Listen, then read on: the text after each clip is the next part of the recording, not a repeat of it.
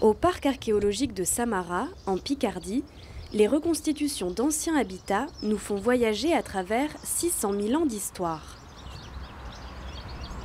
Le site est aussi un terrain d'expérimentation privilégié pour les archéologues. Ce jour-là, une équipe reconstruit un four à sel gaulois.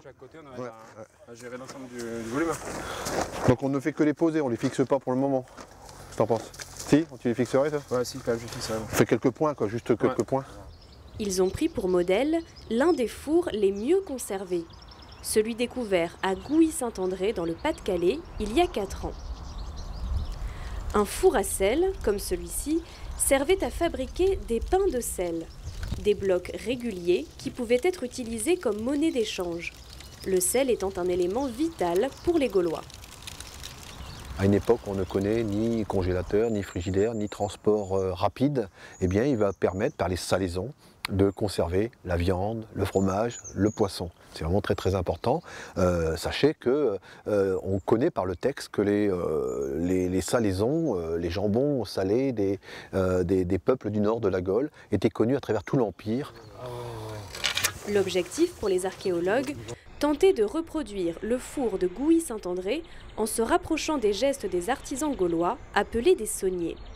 Après avoir fabriqué une armature en bois de noisetier, la prochaine étape consiste à bien préparer le torchis. Plus question d'utiliser de l'argile industrielle, comme la dernière fois que les archéologues avaient tenté l'expérience. Le torchis est réalisé avec de l'argile locale, dégraissée à la paille, qui servira à recouvrir la grille en bois. Cette armature végétale en noisetier va disparaître quand on va faire la première chauffe, le bois va disparaître et l'ensemble de la grille ne va retenir simplement sur sa force mécanique, c'est-à-dire que la terre va sécher et son enchevêtrement, son quadrillage devrait suffire à la supporter. J'ai bien dit devrait, avec un conditionnel très optimiste qui nous caractérise. Voilà. J'aurais fait des boudins. Si tu fais une seule masse, c'est enroulé autour. Ah mais non, c'est pas enroulé, c'est posé. L'application du torchis est une étape délicate. Les mesures récoltées sur le terrain doivent être minutieusement respectées. L'expérimentation est surtout l'occasion de tester les techniques de fabrication. L'équipe décide d'abord de tout recouvrir de torchis afin d'obtenir une surface uniforme.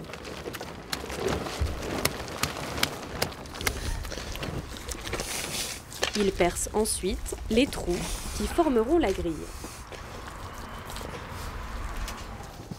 Une fois terminé, le four doit sécher durant plusieurs mois avant la première cuisson.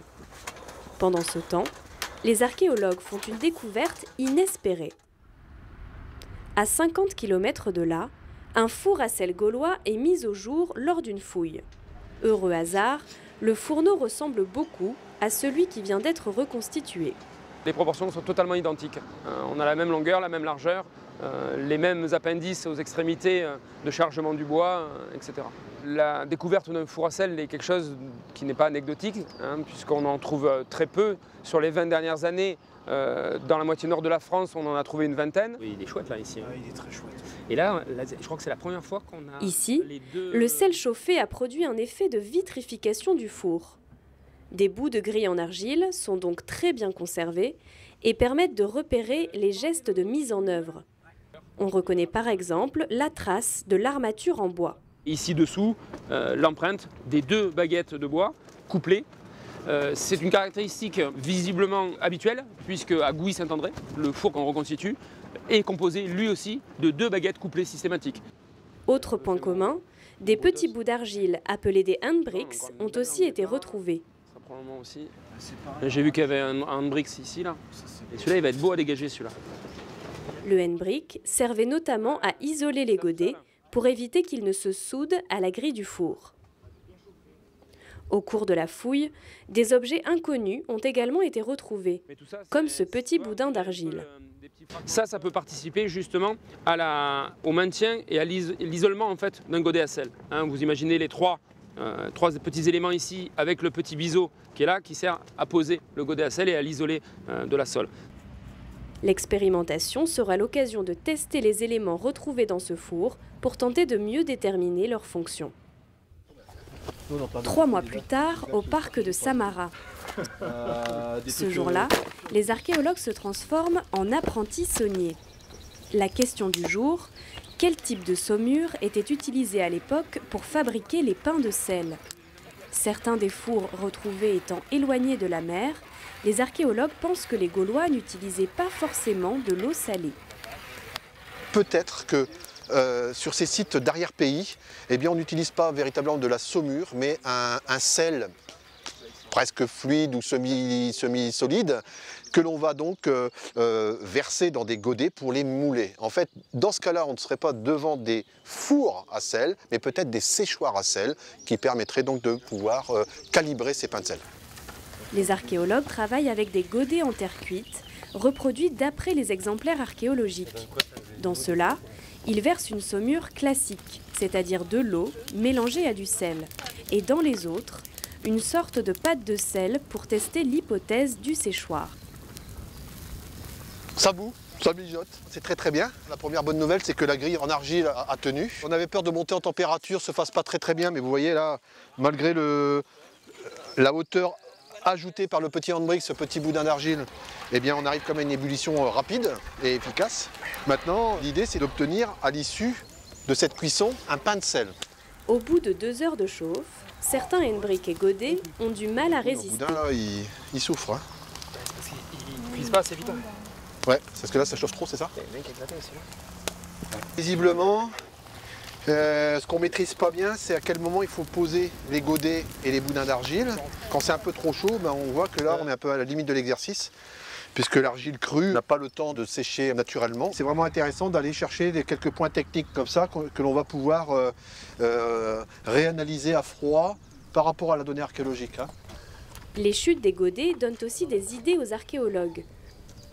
En prenant pour modèle les éléments découverts dans le four récemment fouillé, ils décident de reproduire les petits boudins d'argile.